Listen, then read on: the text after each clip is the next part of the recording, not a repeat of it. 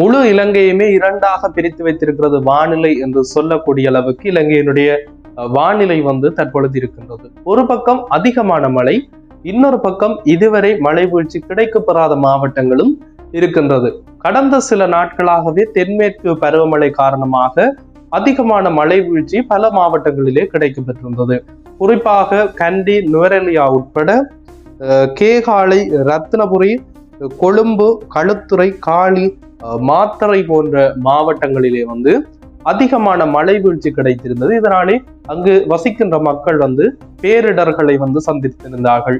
குறிப்பாக மண் சரிவு, வெள்ளம் போன்ற காரணங்களாலே மக்கள் பேரிடர்களை சந்தித்திருந்தார்கள். சிலர் உயிரிழந்துள்ளார்கள், சிலர் காணாமல் போய்விட்டார்கள் என்ற செய்திகளும் வெளியாயிருந்ததை நாங்கள் அனைவருமே பார்க்கக்கூடியதாக இருந்தது.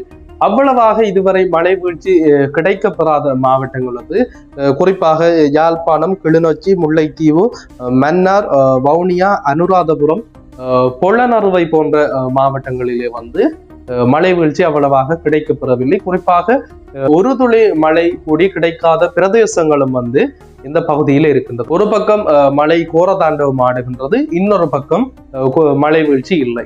இந்த இரண்டு வானிலைகளும் இலங்கையிலே நிலவி கொண்டிருக்கின்றது.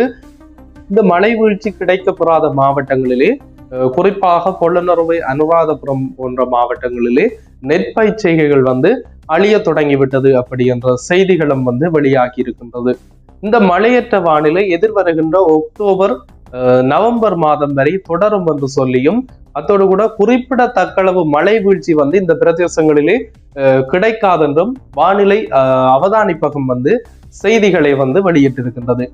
இந்த இரண்டு வானிலைகளும் இலங்கையிலே நிலவுகின்றபடியால் இலங்கையிலே இரண்டு பகுதிகளிலே இருக்கின்றவர்களும் மழை வீழ்ச்சி அதிகமாக கிடைக்கின்ற பகுதியாக இருக்கலாம், இதுவரை மழை கிடைக்கப்பெறாத பகுதிகளாக இருக்கலாம், அனைவரும் அவதானமாக செயற்பட வேண்டும்.